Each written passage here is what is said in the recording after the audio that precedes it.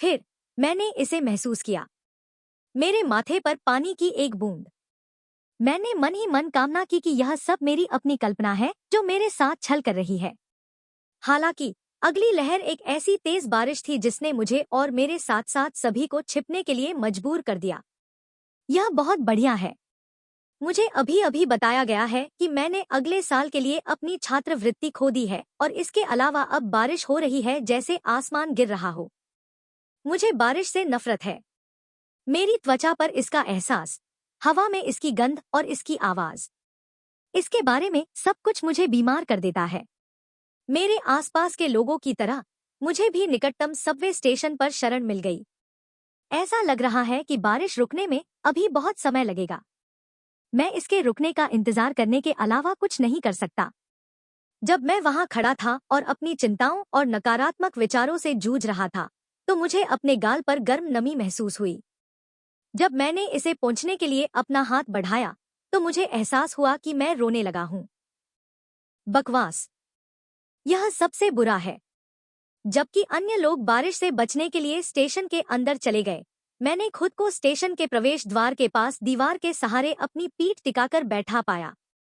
बारिश जोर से बरस रही थी। मैंने अपने घुटनों को ऊपर उठाया और बारिश को गिरते हुए देखते हुए उसे कसकर पकड़ लिया। मैं उन तनावपूर्ण और अंधकारमय विचारों को शब्दों में बयां भी नहीं कर सकता जो मेरे मन में तब आए जब मैंने बारिश को गिरते हुए देखा और अपने परेशान जीवन पर विचार किया। मैं समझ नहीं पाया कि जीवन इतना कठोर क्यों है और बहुत अनुचित। कभी कभी मैं बस अपने जीवन से नफरत करता था। जीना मुश्किल था तो हम क्यों परेशान होते हैं।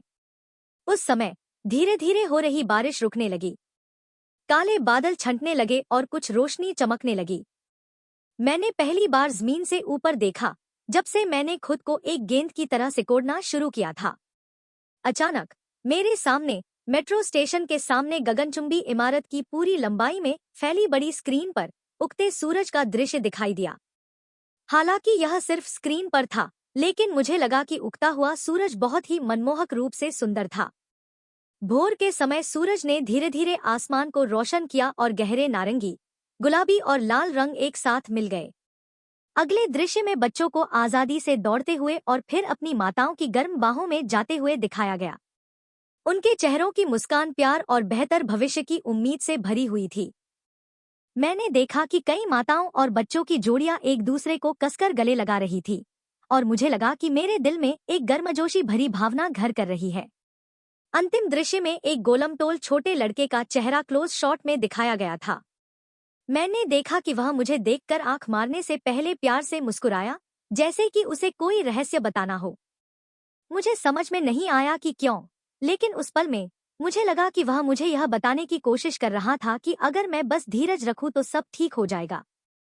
अगली बात जो मुझे पता चली वह यह कि मैं फिर से रोने लगी थी, लेकिन अब एक बिल्कुल अलग कारण से।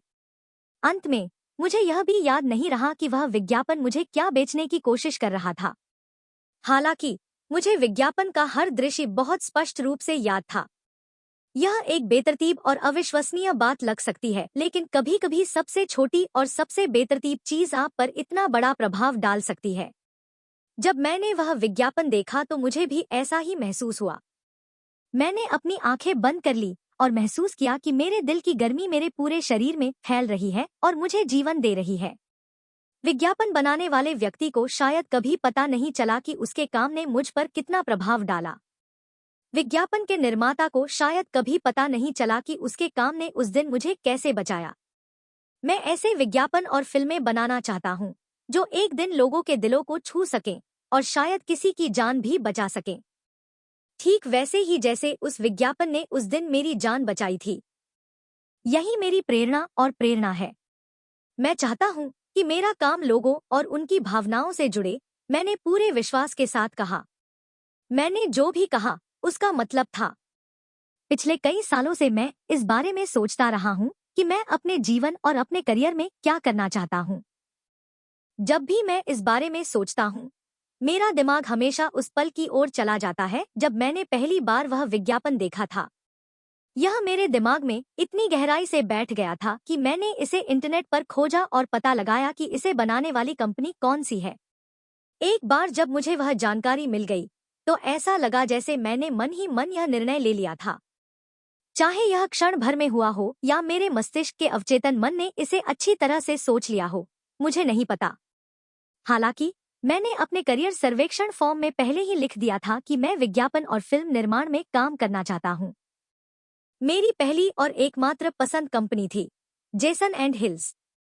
क्या आपको नहीं लगता कि यह विज्ञापन बहुत घटिया था, क्योंकि आपको यह भी याद नहीं था कि इसमें क्या बेचने की कोशिश की गई थी? सूट पहने उस बेहद खूबसूरत अजनबी ने मेरी कहानी खत्म होने के बाद बड़ी बेबाकी से पूछा। मुझे लगता है कि ऐसे कई तत्व हैं जो एक अच्छा विज्ञापन बना सकते हैं, मैंने धीरे से उत्तर दिया। यह सच हो सकता है, लेकिन मैं शर्त लगाता हूँ कि जिस विज्ञापन के बारे में आप बात कर रहे थे वह एक घटिया नौसिखिए निर्माता द्वारा बनाया गया था जिसे पता ही नहीं था कि वह क्या कर रहा है। अगर विज्ञापन से हमारे ग्राहकों की बिक्री नहीं बढ़ती है तो उसका क्या मतलब है? मेरा मतलब है उन्होंने हमें विज्ञापन बनाने के लिए काम पर रखा है ताकि उनकी बिक्री बढ़े, है ना? आदमी ने हंसते हुए कहा। मुझे पता था। यह आदमी बहुत असभ्य, अहंकारी और आक्रामक है। उसने वह विज्ञापन भी नहीं देखा है जिसके बारे में मैं बात कर रहा था और फिर भी वह इतनी सारी नकारात्मक टिप्पणियां कर रहा है। इतना ही नहीं, वह विज्ञापन के निर्माता का भी अपमान कर रहा है। विज्ञापन इतना खराब कैसे हो सकता है? मेरा मतलब है, इसे जेसन एंड हिल्स ने बनाया था। यह वही कंपनी है जिसके लिए मैं इंटरव्यू दे रहा हूं। अगर विज्ञापन इस कंपनी के मानकों पर खरा नहीं उतरता तो इसे जनता के लिए क्यों जारी किया गया? मैं उनसे ये सारे सवाल पूछना चाहता था, लेकिन मैंने अपनी जुबान बंद रखी। खैर, उसने हमें कंपनी में शामिल होने की अपनी प्रेरणा की एक बहुत ही विश्वसनीय कहानी बताई, महिला ने कहा और उसने मेरी ओर सहानुभूति भरी नजर से देखा। शुक्र है कि इस विषय को छोड़ दिया गया। कुछ और शब्दों का आदान प्रदान करने के बाद मेरा साक्षात्कार आधिकारिक रूप से समाप्त हो गया और मुझे कमरे से बाहर जाने के लिए कहा गया।